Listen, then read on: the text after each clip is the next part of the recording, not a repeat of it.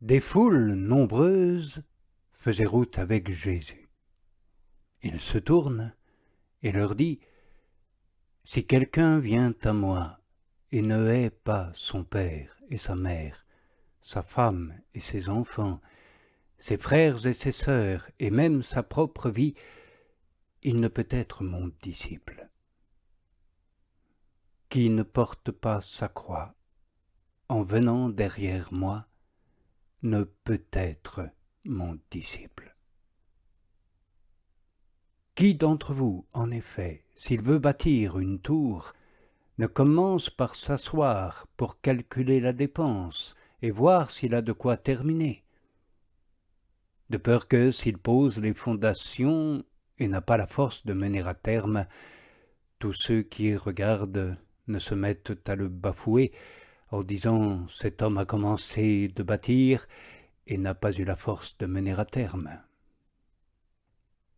Ou bien, quel roi, s'il va affronter un autre roi à la guerre, ne commence par s'asseoir pour examiner s'il est capable, avec 10 000 hommes, de rencontrer celui qui marche contre lui avec 20 000 ?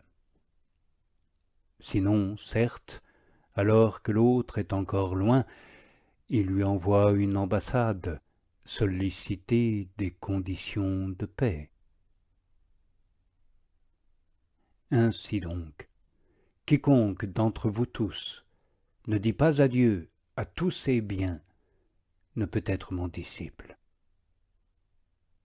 Oui, bon est le sel, mais si le sel s'affadit, avec quoi l'assaisonner ? Ni pour la terre, ni pour la fumure, il n'est plus apte, on le jette dehors. Qui a des oreilles pour entendre, entende. Tous les publicains et les pécheurs s'approchaient de lui pour l'entendre. Et les pharisiens, aussi bien que les scribes, murmuraient, disant « Celui-là accueille des pécheurs et mange avec eux ». Il leur dit cette parabole. Quel homme parmi vous, s'il a 100 brebis et qu'il en perd une, ne laisse les 99 dans le désert pour aller après la perdue, jusqu'à ce qu'il la trouve. Et quand il l'a trouvée, il la pose tout joyeux sur ses épaules.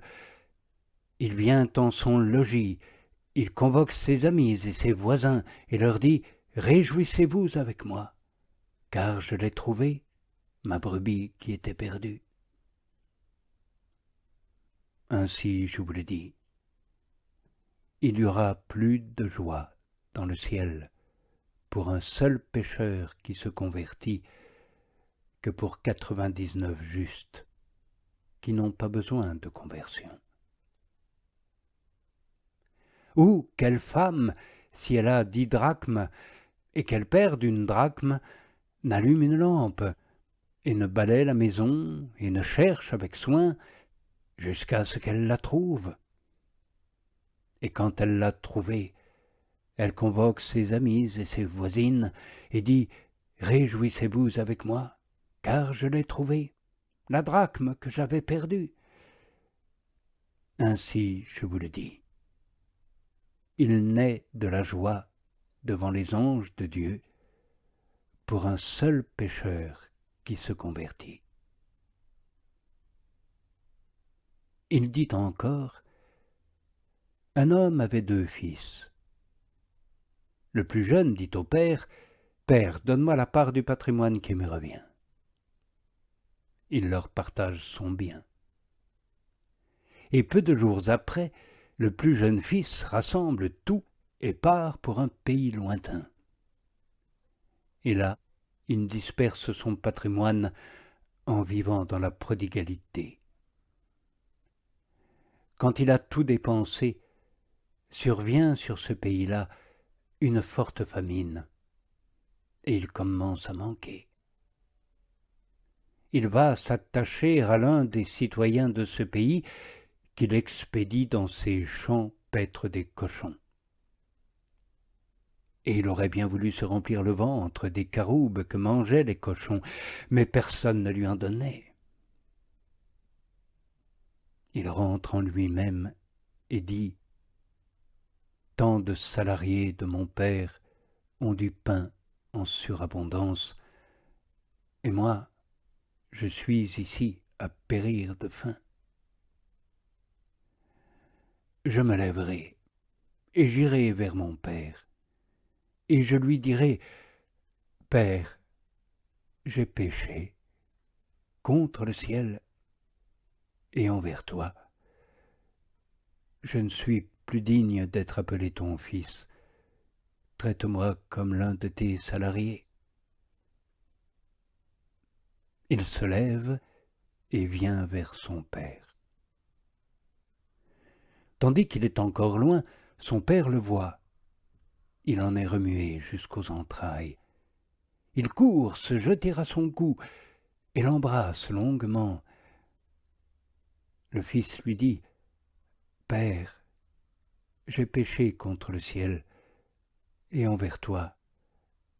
Je ne suis plus digne d'être appelé ton fils. » Mais le père dit à ses esclaves « Vite, apportez la plus belle robe et l'en revêtez, et mettez-lui un anneau au doigt et des chaussures aux pieds. Amenez le veau gras, sacrifiez-le, mangeons et festoyons. Oui, mon fils, que voilà, était mort, et il est revenu à la vie. Il était perdu, et il est retrouvé. » Et ils se mettent à festoyer.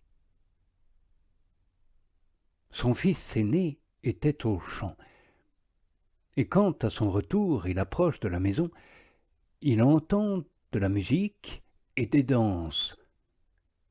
Il appelle à lui un des serviteurs et s'enquiert sur ce que cela pouvait bien être. Le serviteur lui dit « Ton frère est revenu, et ton père a tué le veau gras parce qu'il l'a recouvré en bonne santé. » Le fils aîné se met en colère et refuse d'entrer. Son père sort et le supplie. Mais répondant, il dit à son père « Voilà tant d'années que je te suis asservi, et jamais je n'ai transgressé un seul de tes commandements à toi. Et à moi, jamais tu n'as donné un chevreau pour que je festoie avec mes amis. Et quand ton fils que voilà revient, après avoir dévoré ton bien avec des prostituées, tu sacrifies pour lui le veau gras. » Le père lui dit « Enfant, toi, tu es toujours avec moi, et tout ce qui est à moi est à toi. Mais il fallait bien festoyer et se réjouir, parce que ton frère que voilà était mort, et il a repris vie. Il était perdu, et il est retrouvé. »